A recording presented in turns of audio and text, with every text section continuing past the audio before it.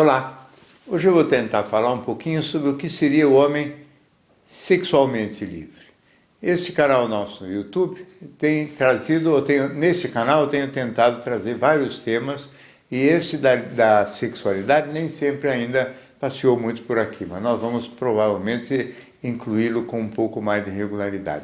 As pessoas sempre pensam na liberdade sexual, ou no homem sexualmente livre, como aquele tipo garanhão que tem acesso com facilidade a todas as mulheres, que chega com coragem, ousadia na paquera, que não é tímido, que não é desinibido, que não é envergonhado, que não tem nenhum medo de fracasso sexual, nenhuma dificuldade na área sexual, que chega firme, ousadamente e que é meio que um rei, assim, como se fala meio de brincadeira, um macho alfa, esse que domina o território, afasta os outros machos e também não tem problema nenhum em chegar perto das mulheres.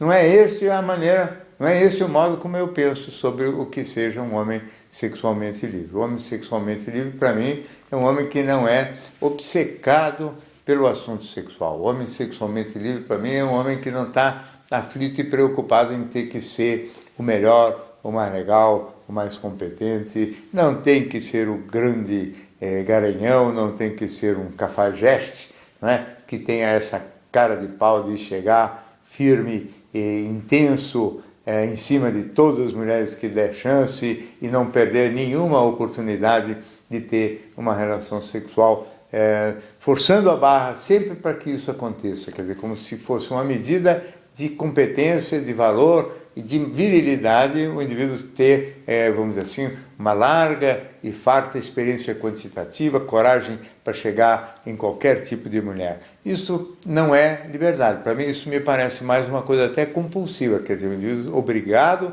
a agir de acordo com o padrão, de acordo com a norma, de acordo com aquilo que é o bacana na nossa sociedade, quer dizer, ter o cafajeste como um padrão de referência da masculinidade e da virilidade.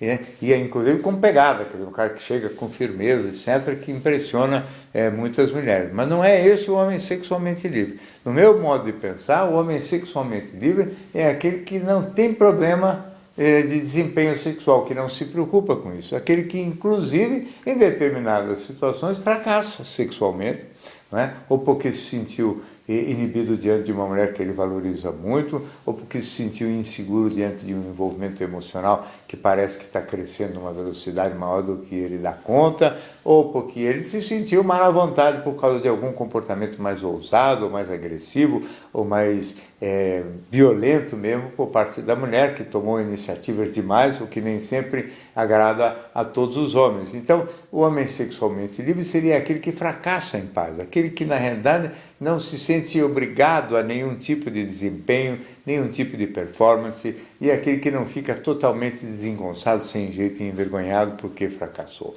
Quer dizer que tem, na verdade, um comportamento mais parecido até com o das mulheres nesse sentido, porque as mulheres, quando fracassam sexualmente, elas não se sentem nem um pouco, fracassam quer dizer, não conseguem chegar ao clímax, não conseguem ter nenhum grande prazer na relação, a não ser o das carícias, o do encontro, mas não chega ao orgasmo, elas não se sentem diminuídas ou por baixo, pelo menos não se sentiam. Hoje também começam a se sentir com problemas, porque parece que elas são obrigadas a ter performance também. Então a preocupação com performance começa a atingir as mulheres, que aí deixam de ser também sexualmente livres. E começam, inclusive, a fazer coisas muito desagradáveis, como, por exemplo, fingir o orgasmo. Fingem um orgasmo para mostrar que são competentes, quando na realidade não estão indo muito bem naquela relação, porque talvez não estejam gostando tanto, ou porque não estejam admirando tanto aquele parceiro, ou porque o parceiro não sabe fazer as coisas do jeito que agrada a ela, né? Então, essa coisa de fingir o orgasmo, principalmente o orgasmo vaginal, já mostra também uma preocupação com performance nas mulheres. Quer dizer, ao invés dos homens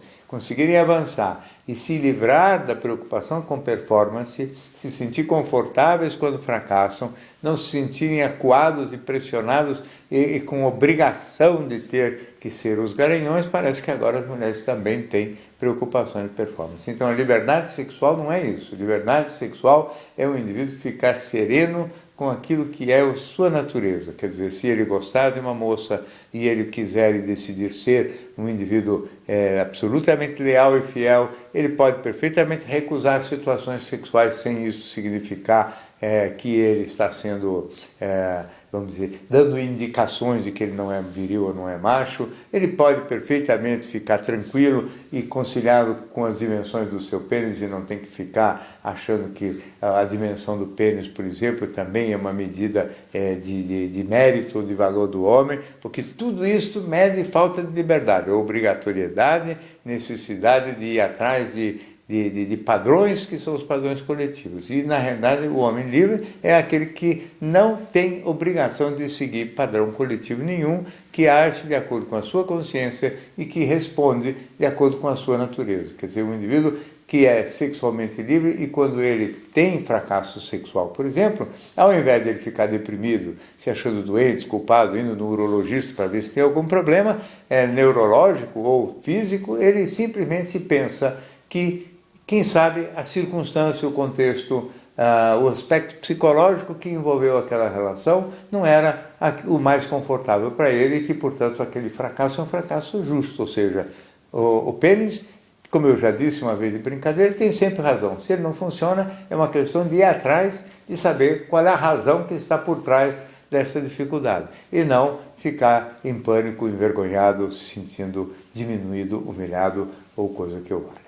Esta, sim, seria a hora em que um homem seria sexualmente livre. Quantos homens existem sexualmente livres? Pouquíssimos, né? A grande maioria se sente péssimo quando fracassa, parece que é um indivíduo de casta inferior. Não é nada disso, as pessoas têm que aumentar o grau de entendimento sobre si mesmo, sobre a questão sexual, para poderem viver melhor e mais felizes.